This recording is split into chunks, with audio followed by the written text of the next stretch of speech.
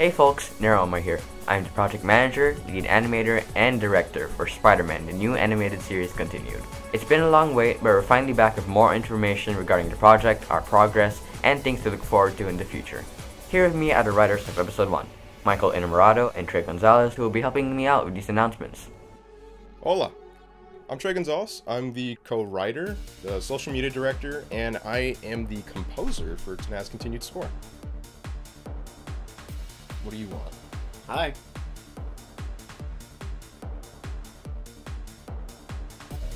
Hey guys, Brandon Melo here, the voice of Spidey in TNAS Continued. I know it's been a while since we've given any sort of major updates, and that's honestly because we've been hard at work putting together animations and an incredible voice cast. Some of them are even my personal friends, like Darth Lexi, Dade Elza, and John Bailey, who you may know as Ryan Reynolds' twin.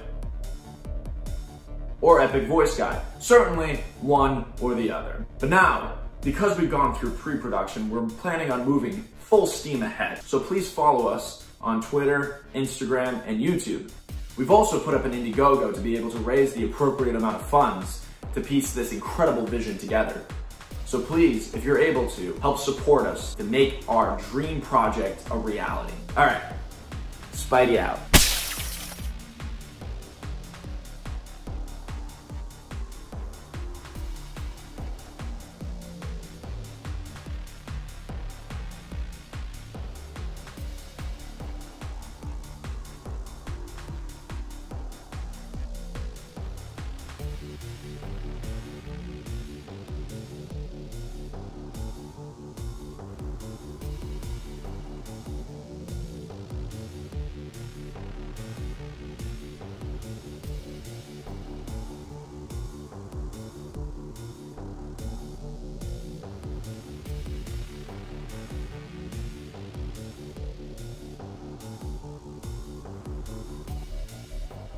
I don't want to cause any more pain here.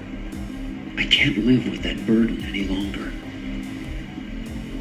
So it's time for me to say goodbye, Spider-Man.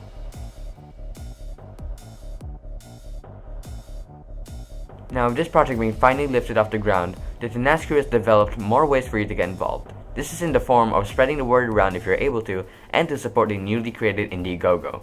The Indiegogo will be the starter, allowing us to gather the necessary equipment for departments. Things like good quality mics for voice talent, plugins to aid in animation and score composing, and programs for artists to create stunning pieces. There's a lot more to come for you guys to get access to. Something I wanted to do was I wanted to get really personal with you, the fans. 4 lucky folks get to have a Spider-Man suit of their own design in episode 1, in a very special scene. Here's a few, for example. All you have to do is shoot a message to Gonzalez on Instagram or Twitter of your suit, of your own design. Can't be any pre-existing suits, I'm sorry. I want you all to get creative. Plus, I think it'd be really weird if, like, Tom Holland's suit was just inside TNAS. I think it'd break a lot of continuity or space-time continuum type shit.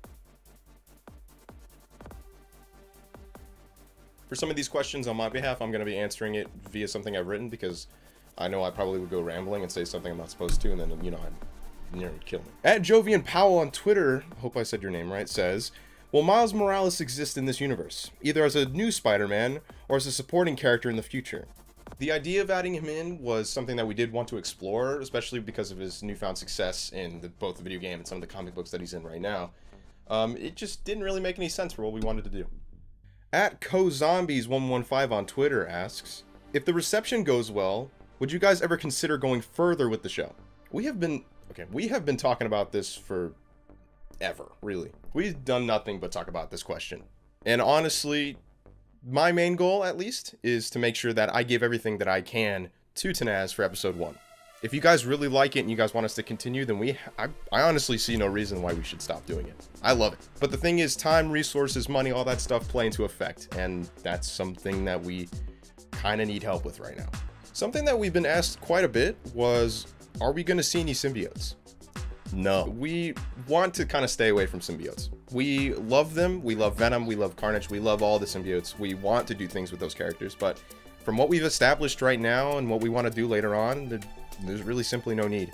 Who's to say you're not going to get any sort of hints to maybe future characters that could be donning symbiotes or something like that? I mean, who knows?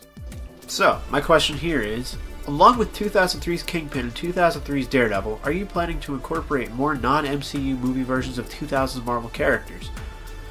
The answer to that one is no. Originally, we planned on doing that. I had pitched an idea for a Spider-Man Human Torch crossover episode, but we on the team felt that it detracted from Spidey's story and the rest of the idea that we had for Season 2 of TNAS. And so, sorry. We really wanted to, we just couldn't find a way to do it right. And one last thing, there will be references, just like the original. Keep your eyes peeled. Will any of this tie into the sequel Raimi movie, saying the show started as a spin-off of the first one? That is a big no. The new animated series and the Raimi movies are so vastly different at this point, I think it would be a disservice to kind of try to meld them back together. Both series are something that are just absolutely unique, despite one starting from the other. And so, any sort of narrative cohesiveness and tonal cohesiveness would just go right out the window. Like, where's Indy during Spider-Man 2 and 3? That doesn't make any sense to me. It wouldn't work, in my opinion. So we just... different universe. Just had the same baseline, but we just go. I'm gonna shoot myself.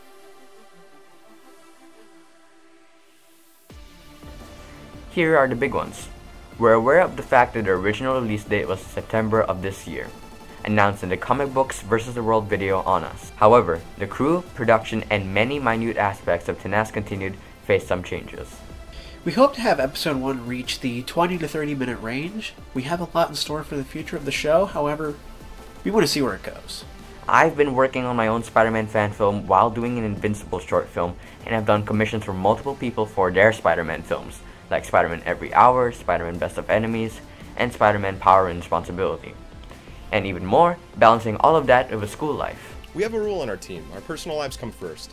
If something happens and we need to address it, then we should do that. But we always need to keep the TNAS stuff with ourselves, with the crew. So that way you guys don't get any sneak peeks of stuff that we're doing later on. Again, the script. I don't want to say anything I'm not supposed to. We throw you about a year after Peter's tossed his suit into the docks. He's still at ESU, hanging out with his usual trio, and visiting Indy. Harry, now fully accepting his role as head of Oscorp Industries, reopens the corporation with innovations and plans to better New York City. Though, this comes to an exploding halt when a certain somebody decides to steal the show. With Harry captured, Peter must don a suit, once again to save his friend from a shocking fate. It is truly shocking. If you haven't guessed it already, Shocker will be the main villain for episode 1.